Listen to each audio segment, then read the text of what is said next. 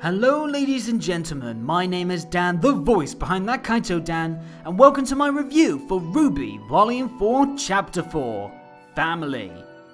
So, before we had a World of Remnant break, and while I was prepping my move down to Spain, we saw a still mentally wounded Yang hold off on the new arm, and the pair of Blake and Sun dueled with a dragon across the seas, heading towards Menagerie.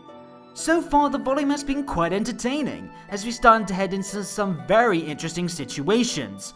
But, did the World of Remnant cut off the run of solid quality, or was this episode another gem? Let's find out. We open, interestingly, with the farm boy from episode 1. About time we get more of him. He's about to call it a night, but something in the mirror draws his attention. You know, nothing out of the ordinary, it's just the voice of Ozpin.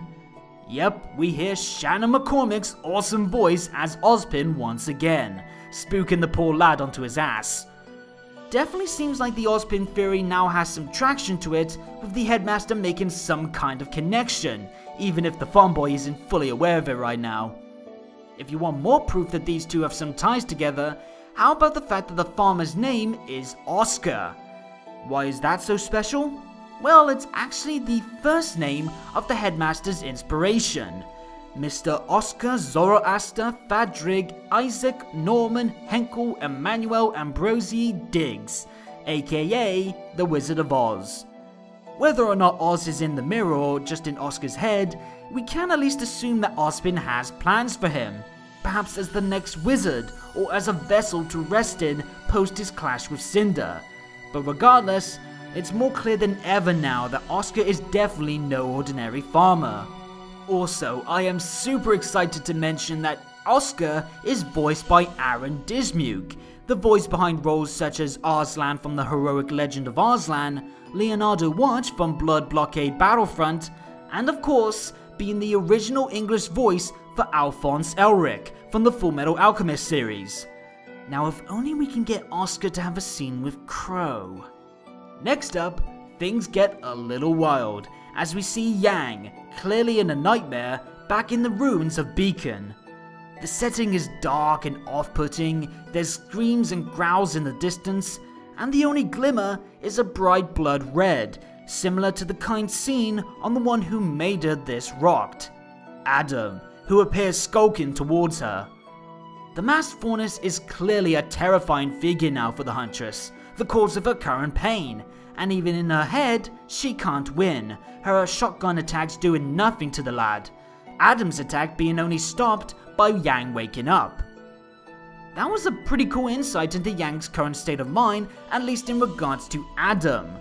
For a girl who did her best to live without any fears, she now has a huge one. The thought of confronting Adam again is scary to her. You can tell by just how aimlessly she blasted away at the nightmare with no rhyme or reason, but in her own head, it's fruitless. She can't fight back, and yet her own thoughts are telling her that she will face Adam again. The poor girl needs something to take her mind off of things, so how about Professor Paul and Dr. Ublek, who have come to see Tai Yang during a breather from their recovery work at Beacon. It's these three laughing away over fond memories where we can actually see some fun exploration of Tai's student days. Turns out he was actually a bit of a trickster as a kid, at least in regards to his teammate Crow, convincing him at one point into thinking a skirt was part of a school uniform. I can't be the only one thinking that that could be a reference to the famous miniskirt line from Fullmetal Alchemist, and maybe even the line that Vic Mignogna has been requested to say at many conventions, that Roy Mustang is dead sexy in a miniskirt. Either way, it's actually kinda cool to see a social side to these three, beyond their roles as huntsmen, fathers, or teachers. Plus, it helps show some history through some time-tested links, and the banter feels very natural, no doubt helped by the fact that the performers Bernie, Joel, and Ryan all work together. And more importantly, it allows Yang a chance to laugh a little, something I think we all wanted her to do. Yang gets to hear that Glinda is still helping out the cause in Beacon, and after some teasing of her old man, with a small mention of Raven, it leads into some father-daughter bickering. And let's admit it, when Tai made that crack about Yang being ready or not for the real world, and especially the jab about her arm, I can't be the only one who was stunned by that. Dude, that's your daughter you just dug at. The same girl who lost an arm not too long ago, and is still clearly hurt about it emotionally too. I know you've had some bumps as a father, but that's too far. Thankfully though, Yang actually takes it pretty well. It's kind of refreshing in hindsight. She can actually talk about the arm right now without getting teared up about it. These two have a unique relationship as father and daughter, it seems. There's still the usual care and concern that comes naturally as a parent, but I get the sense that Tai does think Yang is quite mature, especially nowadays after what she's been through, and he treats her as someone her age should be treated, with respect and honesty, even harshly at points. It actually makes me think of how siblings interact with each other. There's jabs and insults, yeah, but behind the aggression there is love and support. Tai's still the loving, protective father type with her, but not in the same way he is with RWBY, whom he still sees as his little girl that, in his eyes, maybe isn't ready yet for the world's darkness. How Tai treats Yang is made more clear when she mentions that she's still trying to get used to having one less arm being the norm now, and knowing that once she puts on the new arm, it's basically accepting that future conflict with Adam in her future, as well as accepting that going back out there could mean that she's accepting risking losing a lot more. In Tai's own words though, normal is what you make of it. She's still struggling because she hasn't really tried to confront her fears and move on. She's stuck in a rut with no sign of wanting to get back out there and live her life, and that again saddens Tai. He knows that Yang is capable of doing so much more than being just curled up at home as the world passes her by. He trusts and believes in her that much, and yet she's just stuck here holding herself back from even trying to rebuild. Tai might be brutally honest in all of this, but all in all, it is comforting and supportive. You can tell he hates seeing Yang like this, hates seeing her give up on her life, and he wants her to know that she can pull through, even if it is going to be difficult. She can take the world's slings and arrows and persevere, and that in the end, she's not doing it alone. He has her back. Also, does anyone else see this as advice that Tai himself needed to help cope with his loss of Summer and Raven leaving him? He too was in a mental shutdown state, at least according to Yang, so maybe he's speaking from experience when it comes to having to push yourself forward for that first step sometimes. Port adds some words of wisdom too, in how fear can pass like any other emotion. You just gotta learn how to deal with it to get to the end of that emotion. And that's what Yang has to realize. The world isn't gonna make that change for her. The world isn't gonna make things better for her. She has to try and cope with everything, and she's gonna have to make that first step. There's one last truth though that Yang needs to see before anything else. As back in her room, she overhears the teachers as they leave asking about RWBY and if Tai wishes to go after her. It's clear he does want to go after her and is worried for RWBY, but right now, Yang needs him more, something that Yang looks rather guilty about. Speaking of RWBY, it's time to check in on her and the rest of Team Ranger, who try to keep their spirits high as they head to a hopefully not destroyed HIGANBANA village. The four have been actually kind of fortunate with having very little grim confrontations lately, but while they chalk that up to luck, it's actually thanks to a guardian angel watching over the group. Fresh off of narrating the World of Remnants for us, it's Crow who has been making his niece's and her friend's journey as grim-free as possible. And, fresh off of clearing some out, Crow also spies a familiar sight, a pitch-black raven. It could be her sister, it could just be a random bird, it's still kinda hard to tell with this thing. At a gloomy and wet HIGANBANA, the team shack up for the night while Crow makes use of the nearby bar, taking a break, prepping for a drink or two, and getting flirty with a cute barmaid. Can't blame the guy. But the last does give him a drink provided by a red-eyed woman from upstairs. Yep, it's the real deal this time. The grim-ass sword woman herself, Raven Branwyn. And it's time for the twins to chat in one hell of a scene. But, before that, I want to touch on a cool aspect in regards to the villages SHION and HIGANBANA that I've noticed lately. Both of these names refer to flowers, and in the Japanese language of flowers, which is the belief of deeper meanings behind some flowers, they both have intriguing aspects to them. Shion, or Astataricus, can mean I won't forget you, fitting for a memorable village in Jean's past that is now a haunting memory of the cruelty that the world has with its destruction. As for HIGANBANA, otherwise known as the Red Spider Lily, it can mean either never to meet again, lost memory, or, and this one fits very well for Miss Runaway Mother Raven, abandonment. Back to the Branwyn twins, and Chrome uses this rather unpleasant and tense reunion to try and chastise his sister for her crummy relationship with Yang. She's hardly been Mother of the Year with the abandonment of her loved ones, the cruel rule of only one rescue she offered her very own daughter, and now not even caring it seems that Yang got her badly. Sadly, Raven's mind is currently on other things, namely asking if Salem has it. Smart bet is that she's referring to the relic that Salem mentioned previously, whatever that is.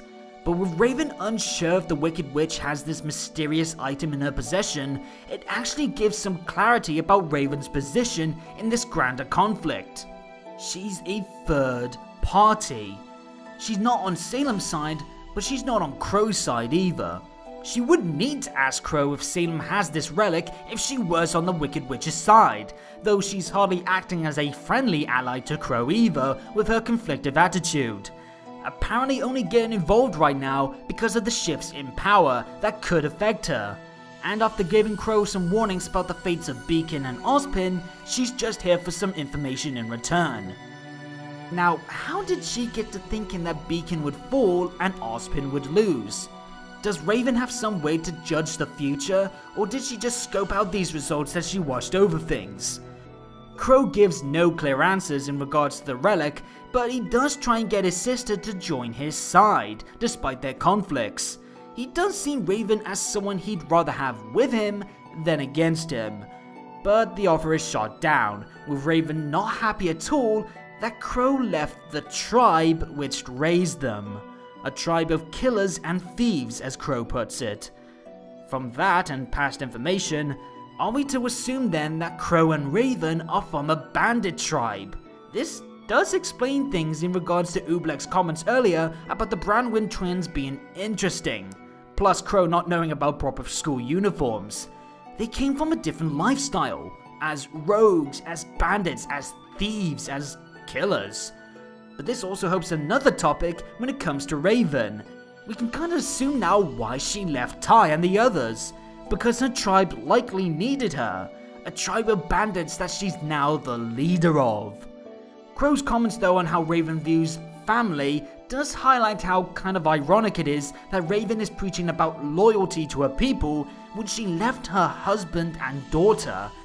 Ty, dude, what did you do to win over this gal? Was she always this rough around the edges? Though, yeah, why would she hook up with someone, namely a non-bandit like Tai Yang, and make a family? Does she perhaps want Yang to be part of her tribe? What if this whole broken family dynamic that she's made was so one day Yang could be deemed strong enough in her eyes to be worthy of joining the tribe? It's a theory of course, but it could give some answers as to why Raven is this distant. Also, by the sounds of it, it was Raven's tribe that's to blame for Shion Village's destruction. The strong survive and the weak fall, I guess. And at least in Raven's mind, Shion had to fall, but dang, that's vicious, especially in the aftermath looking at all that destruction. And if that wasn't enough, remember that mark that Ren and Nora recognized? If that is tied to Raven's tribe, they may be to blame for whatever happened to these two's home. Things just got a little bit more interesting with that aspect. Not only do Ren and Nora now have a face that they could actually blame for their losses, but it's also the mother of one of their dear friends. That's sure to breed some conflicting emotions that I cannot wait to see. There's also talk of someone quite powerful under Raven's command, but I can't judge on who it may be.